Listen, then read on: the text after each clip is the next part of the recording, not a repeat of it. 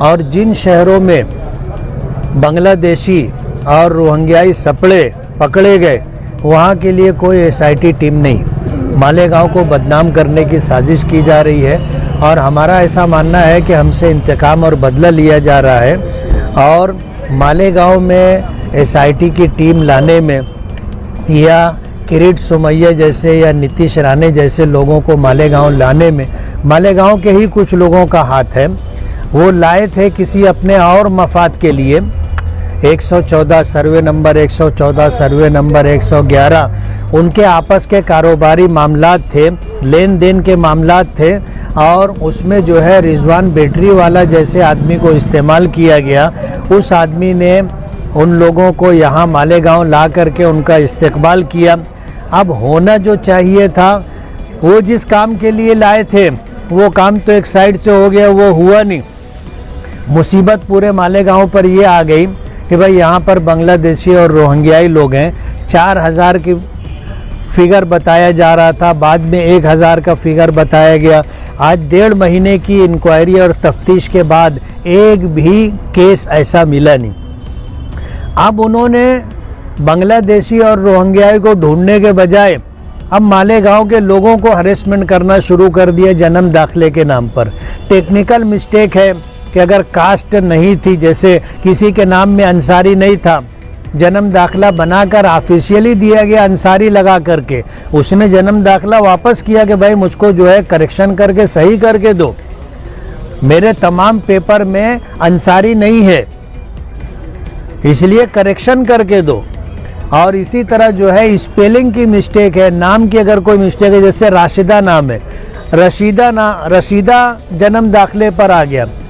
अब ये सारी दुरुस्तगी कराने के लिए एजेंट लोग बोलो या जूनियर वकील लोग बोलो या आदमी अपने तौर पर जो मेहनत कर रहा है, तो ये कोई गैर कानूनी काम नहीं है, ये तो कानूनी काम है। और सरकार ने इसके लिए बाकायदा जो है कायदा बनाया है कि भाई अगर ऐसा होगा तो आप जन्म दाखिला कैंसिल कर दो। या अगर जो है अभी जैसे हम अगर ये बात बोल रहे हैं कि भाई 4000 लोग रोहिंग्याई हैं, तो ये ढूंढना पुलिस का काम है, सरकार का काम है। मैंने अभी अंदर यही बात की कि जैसे बांग्लादेशी रोहिंग्याई मालेगांव में मिले या किसी और शहर में मिले, जाहिर बात है बांग्लादेश से आए होंगे तो उड़ के तो नहीं आए, बॉर्डर क्रॉस करके आए, तो बॉर्डर की सिक्योरिटी की जिम्मेदारी जिनकी है ये उनका कसूर है। वहाँ से अगर वेस्ट बंगाल में आए तो वेस्ट बंगाल सरकार क्या कर रही थी, वहाँ की एजेंसियाँ और पुलिस डिपार्टमेंट क्या कर रही थी। यूपी आए और यूपी के बाद फिर एमपी आए और एमपी के बाद महाराष्ट्र आए, तो सबको आपने बख्श दिया और मालेगांव के ऊपर मुसीबत लेकर के आ गए। आज पूरे देश के अंदर मालेगांव बदनाम हो रहा है।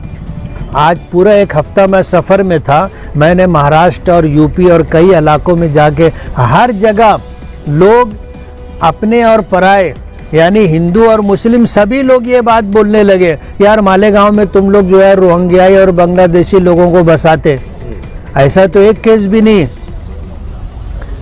अगर 1.5 महीने की इंक्वायरी में कोई एक केस भी मिला होता तो हम ये मान लेते कि भाई सरकार अपनी नीयत में साफ सुथरी थी, यहाँ बांग्लादेशी था इसलिए एसआईटी की टीम बनाई गई। लेकिन जहाँ बांग्लादेशी पकड़े गए वहाँ कोई एसआईटी की टीम नहीं है। मालेगांव में कोई ऐसा केस था नहीं, लेकिन मालेगांव वालों से जो है इंतकाम और बदला लेने के लिए एसआईटी की टीम बनाई। आज पूरे शहर में लोग परेशान हैं, जैसे ही उनको फ़ोन जाता है पूरा घर परेशान हो जाता, नोटिस आ गई पूरा घर परेशान हो जाता।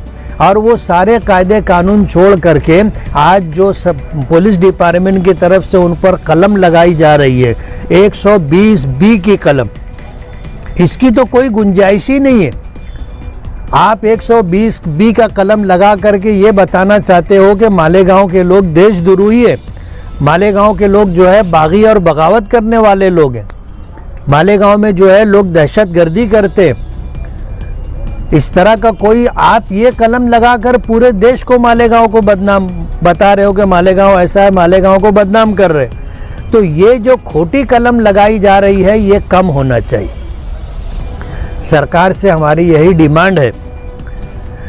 तीसरी हमारी जो बात थी कि जन्म दाखिला बंद कर दिया गया है देना, अभी स्कूलों में बच्चों के एडमिशन का टाइम है। अगर आप उनको जन्म दाखिला नहीं देंगे तो उन बच्चों का एडमिशन कैसे होगा। यहाँ मीटिंग में आने से पहले हमने कॉरपोरेशन में कमिश्नर को हमने लेटर दिया कि जैसे एडमिशन होता है, कास्ट सर्टिफिकेट अगर वैलिड नहीं है तो ये होता है कि भाई 6 महीने में आप टाइम दिया जाता है कि आप जो है कास्ट सर्टिफिकेट वैलिड करके लाके जमा करा दो। तो कॉरपोरेशन प्राइमरी स्कूलों में और इसी तरह जो है प्राइवेट स्कूलों को ये आदेश जारी करे कि भाई बच्चे जो आए जन्म दाखिले के बगैर, उनके माँ बाप के आधार कार्ड पर, उनके माँ बाप के जन्म दाखिले पर वो भारतीय हैं, इस बेस के ऊपर आप उनको एडमिशन दे दो और टाइम पीरियड दे दो कि सरकार जब अपना जीआर ख़त्म कर देगी या बदल देगी कि भाई अब जन्म दाखिला इशू हो तो उस टाइम वो जन्म दाखिला ला करके जमा करा देंगे। ये हमने डिमांड की है कि स्पेलिंग की मिस्टेक हो और अगर जो है कास्ट की मिस्टेक हो, ये सारी मिस्टेक जो है ये डिपार्टमेंट की है, ये लोगों की नहीं है। जन्म दाखिला बना के देना आपका काम है। हमारी चौथी डिमांड ये थी कि जन्म दाखिला कोई छीन के तो आपसे ले करके नहीं गया है। उसने अगर बोगस पेपर जमा कराए थे या अधूरे पेपर जमा कराए थे तो जन्म दाखिला बना करके देना कॉरपोरेशन में बोलो या तहसीलदार ऑफिस में बोलो, ये ऑफिसर का काम है। अगर इस बेस के ऊपर आप लोगों के ऊपर केस बना रहे हो, उनको अरेस्ट कर रहे हो, तो पहले इसमें गुनहगार बोलो, कसूरवार बोलो तहसीलदार है, ऑफिसरान है। आप उनको छोड़कर लोगों के ऊपर केसेस बना रहे। और अगर आपने लोगों पर केस बनाया है, एजेंट लोगों पर केस बनाया, आपने जो है एक वकील के ऊपर केस बनाया, अरेस्ट किया, इसी तरह और भी लोगों के ऊपर केसेस FIR रजिस्टर हुई है, तो ये तहसीलदार बोलो या इस डिपार्टमेंट से जुड़े हुए जितने लोग हैं, सबसे पहले कसूरवार वो हैं, उनके ऊपर केस बनना चाहिए। और कार्रवाई में आप कार्रवाई ऐसी करो कि इंसाफ दिख के आना चाहिए। ऐसा ना हो कि ये हम जैसे लोगों को बोलना पड़े कि सरकार हमारे साथ अन्याय कर रही है, सरकार जो काम कर रही है वो हमारे साथ जो है गलत हो रहा है। ऐसी बात नहीं आनी चाहिए।